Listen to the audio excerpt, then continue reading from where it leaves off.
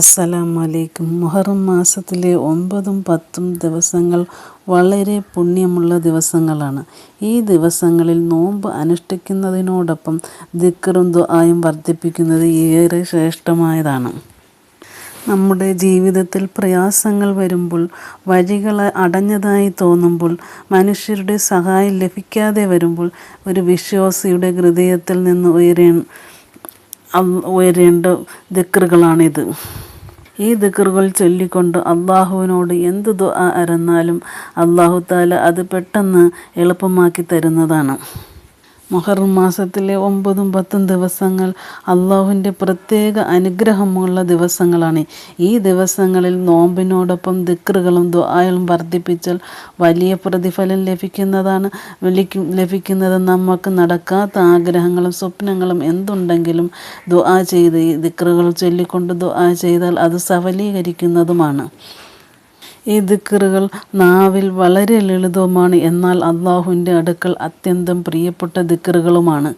ഈ ദിക്റുകൾ ചൊല്ലിയാൽ ഹൃദയം സമാധാനപ്പെടാനും പാപങ്ങൾ ഒരുപാട് പൊറുക്കപ്പെടാനും അള്ളാഹുവിൻ്റെ കാരുണ്യം ലഭിക്കാനും ഇത് കാരണമാകും.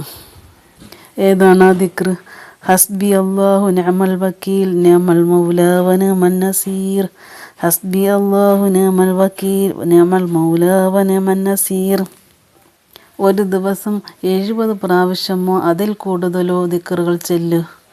കഴിയുന്നത്ര കൂടുതൽ ചൊല്ലി അത്രയും പ്രതിഫലം കിട്ടും.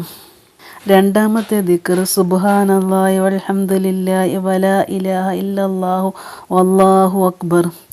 സുബ്ഹാനല്ലാഹി വൽഹംദുലില്ലാഹി വലാ ഇലാഹ ഇല്ലല്ലാഹു വല്ലാഹു അക്ബർ.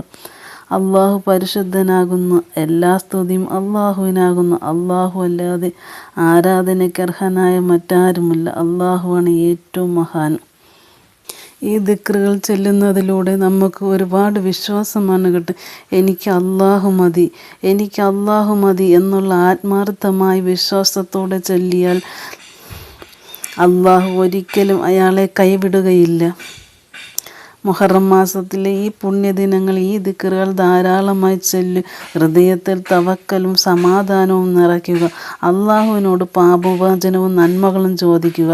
അള്ളാഹു നമ്മുടെ എല്ലാ പ്രയാസങ്ങളും എളുപ്പമാക്കുകയും നമ്മുടെ ദുആ സ്വീകരിക്കുകയും ചെയ്യും ഇൻഷാ അല്ലാഹ്.